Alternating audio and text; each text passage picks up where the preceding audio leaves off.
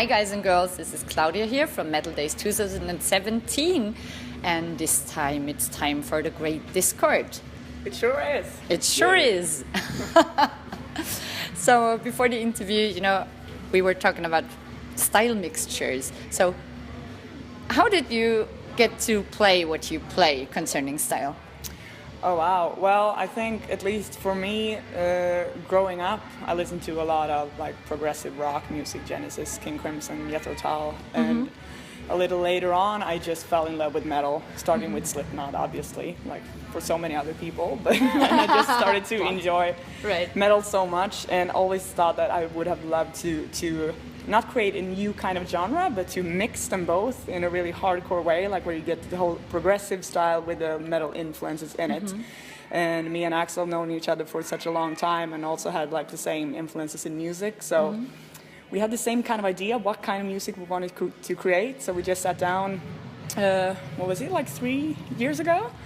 2014, I think it was. Yeah, and started to write a couple of songs, and we just came up with this sound that we really liked. Like, I think the first song we wrote was Deus Ex Homina, which is the second track of our first album. And since a lot of people listening to it asked, like, what is this? Is this because is it pop? Is it metal? Is it what death? What the fuck is this? And we couldn't really answer ourselves, so we just came up with the genre progressive death pop, and I think that's basically what it is. Like, you have really progressive things going on, like with the whole visual aesthetics of it all, and with like, a lot of movement in the music, quite technical, difficult sometimes. We have the metal influences in there, but we also have the pop structure of the song. So that's where we came up with the progressive. We wanted to have pop. strong melodies because you're such a powerful singer. We needed to have like real choruses. So we tried to emphasize that. And with the first album, it was a mixture of the technical stuff, like because we love that stuff, like Dillinger Escape Plan and Meshuggah and all the prog stuff. So I think it's a mixture between chorus heavy music and technical music, I guess. So talking about technical stuff, what about the gear? Well, we use Axe effects for the most part in the studio and live. We use a lot of, we have your funny looking bass, for example, the Dingwall with the fan frets. Baritone guitars, Telecasters actually, which are maybe not the most common thing. No. But they with humbuckers and stuff, so it still sounds metal. Yeah. You want to have heavy stuff, yeah. Yes, exactly. So we use a lot of like software-based stuff, very non-traditional, I guess. Yeah. Because it really works, it makes our life much easier. Yeah. So you're experimenting with the sound a lot and change gear, or you stick to the stuff you have? We use Sax Effects mostly because it's very convenient. Yeah. We don't have to drag around amps and stuff. It's like one box, sounds the same wherever you go, and we can change the sounds we want with just a computer. So it's really easy. Yeah. So you do that yourself, or you have a technician with you, or? We do everything ourselves. We record our albums ourselves, we mix ourselves, we master ourselves. We do basically everything. Do it yourself then. Yeah, DIY. Good now. Exactly. So when it comes to writing lyrics, then in what mood or what condition do you need to be, or do you write like everywhere? No, I think it always starts with the music. Like when we write music together, I think it's like a few tunes in the song, you can get like a small sense of, okay, what does this song want to tell me, or like what does it want to portray. So the lyrics always come later on when I start to think about what kind of harmonizing the vocals I'm going to do.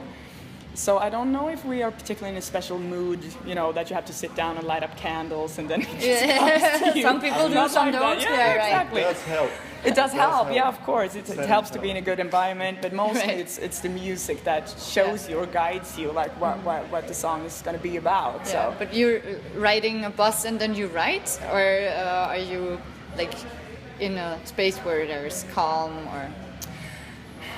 I'm a very intense person. I don't think I'm ever calm. So you're walking No, just- around and writing. Almost like Yeah. it's like when you write. I have this little book when we write, and we write some lyrics together, and then Yeah. it's just like I'm trying to get lyrics out, I listen to the music, and we then start to talk. Like what does it portray? What's the story about? And how? Okay, I want this emotion. I want anger in this verse. Okay, what kind of words can we use? What So then we just start to talking together, and the whole little small story just starts to line up. Like especially with Duende, which was the first album, where all the 10 songs are like small stories. There's not really do you say like red thread through it all? But it's more of like 10 different stories, where so each song just became a little small short story or short novel.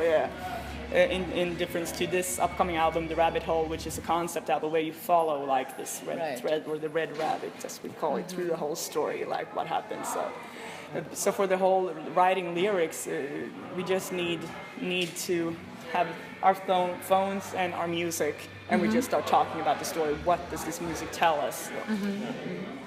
It's basically the same with the actual music, I think. Like we bounce off each other.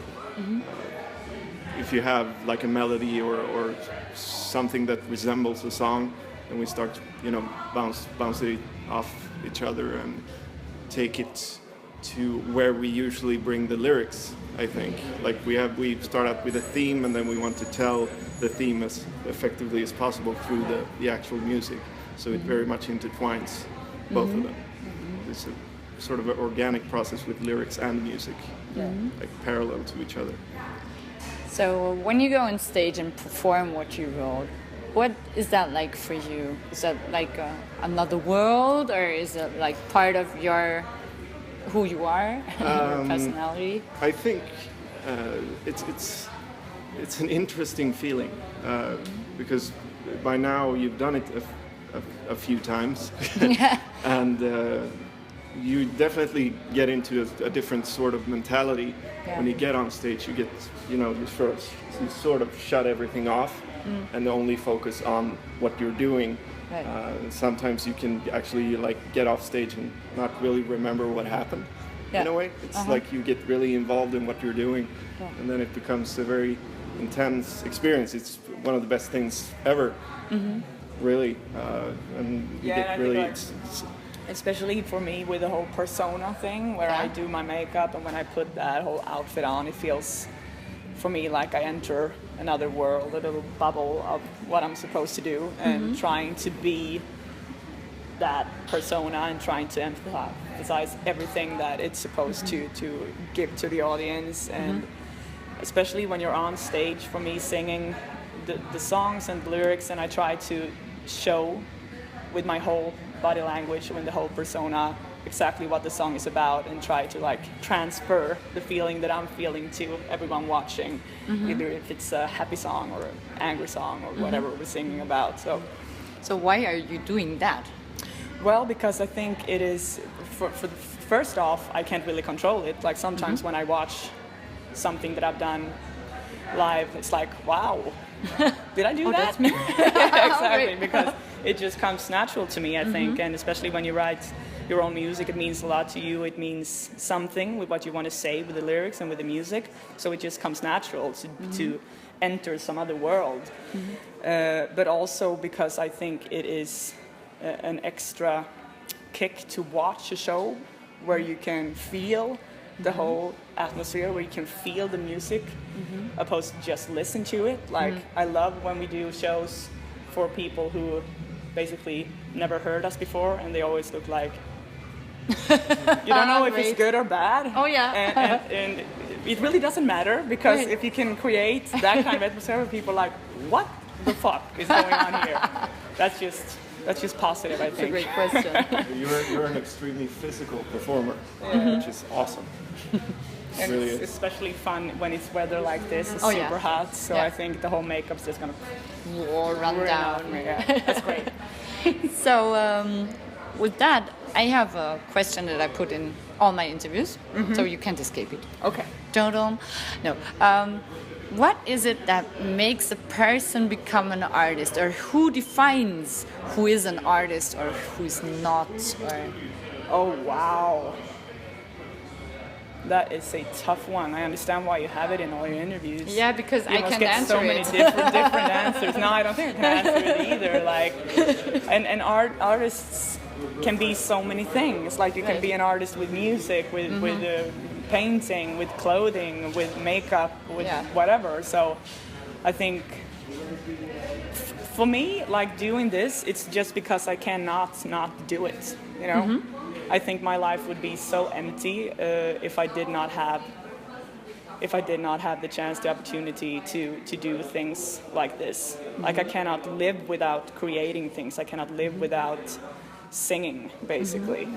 So I think if I did not have that, I'd kill myself. No, I would not. But my life would be so much more empty. Like Yeah. it's like it needs to come out. If someone said to me, "You cannot do this," I would probably do it anyway. Yeah, So of course. That's what we just do. We like don't die, we do it anyways. It's a basic Yeah. instinct, Totally. like love or like creating You can't babies. escape it.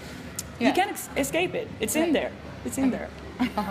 So what's your view on that one? Completely subjective, and art is always in the eye of the beholder, I think.